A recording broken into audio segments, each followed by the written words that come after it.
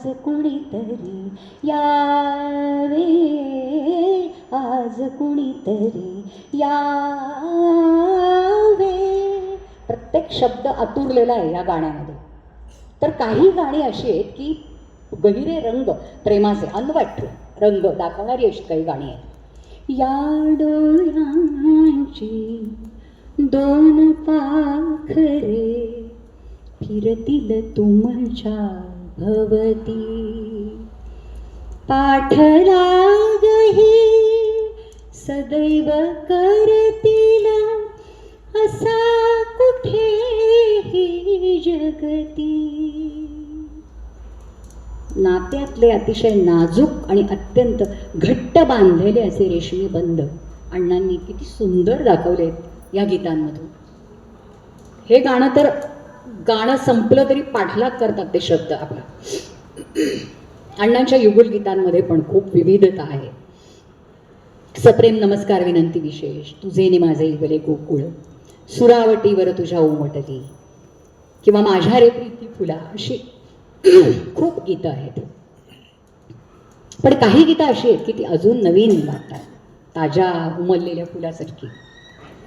नवीन आज चंद्रमा, नवीन आज यामिनी, मनी नवीन भावना, नवेस स्वप्न लोचनी, नवीन आज चंद्रमा. या गाण्यामध्ये अण्णांनी एक शब्द वापरला आहे नवीनपणासाठी, अननुभूत. अननुभूत, आधी अनुभव न घेतलेलं प्रेम.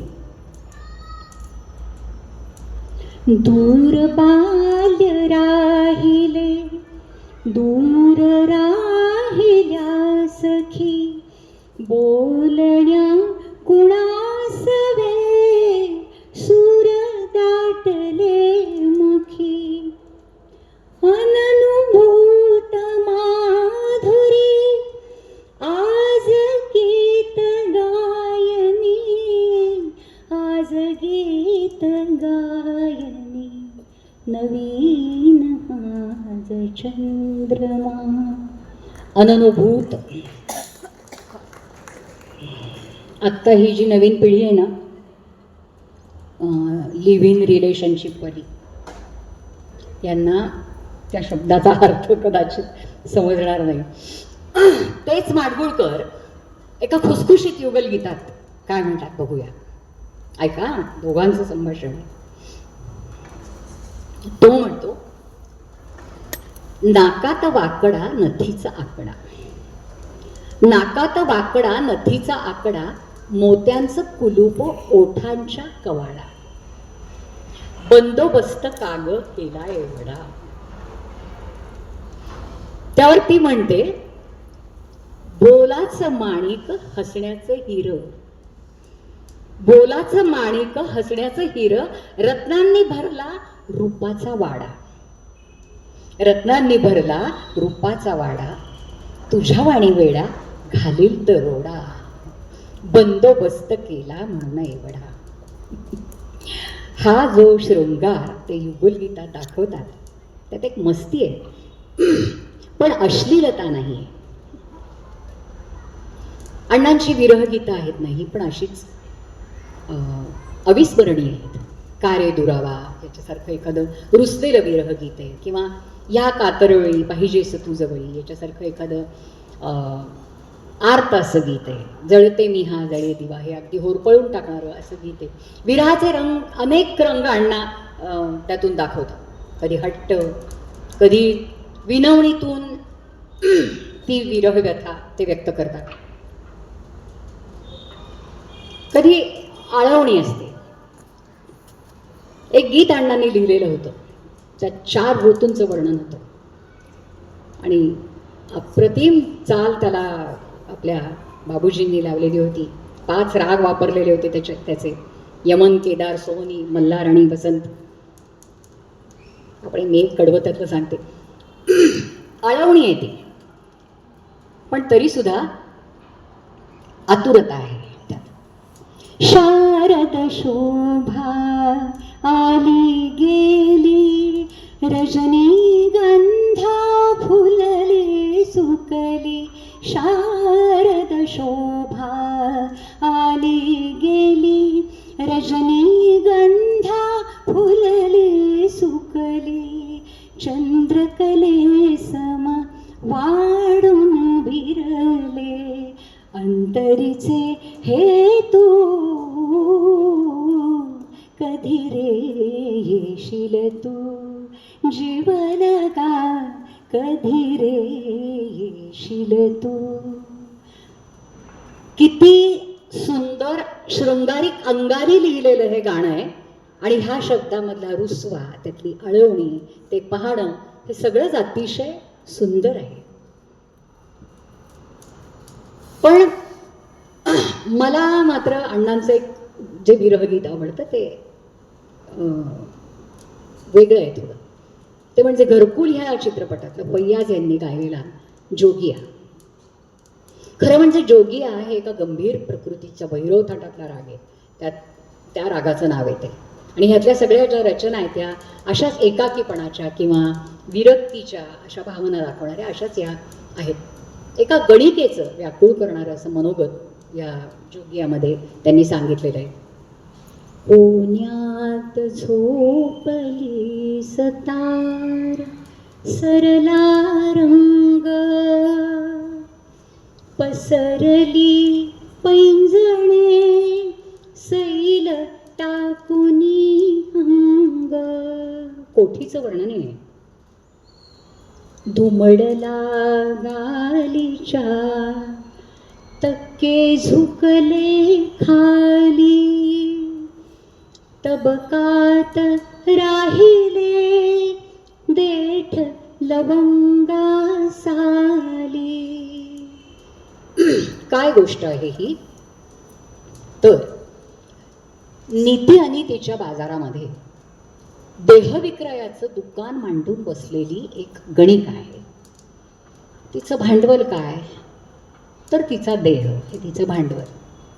देहात कणमात्र पावित्र्य राहिलेलं नाहीये याची जाणीव आहे तिला. तिला माहिती आहे आपण काय आहोत ते.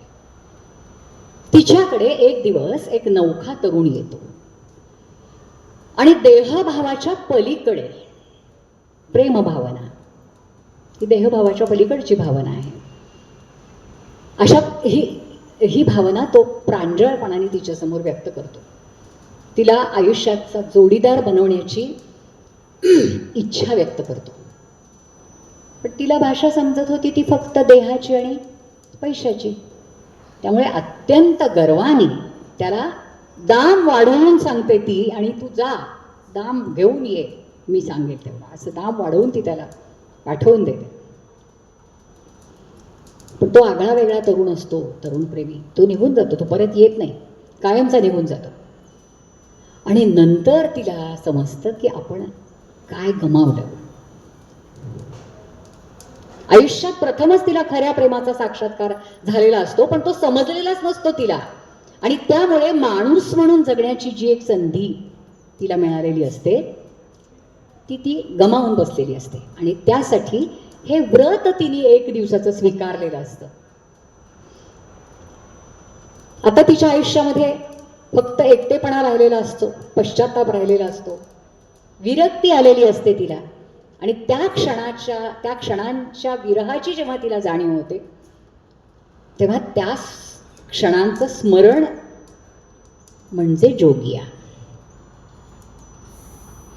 हा विडा घडवुनी करीते त्याचे ध्यान, त्या खुळ्या प्रीतीचा खुळाच हा सन्मान.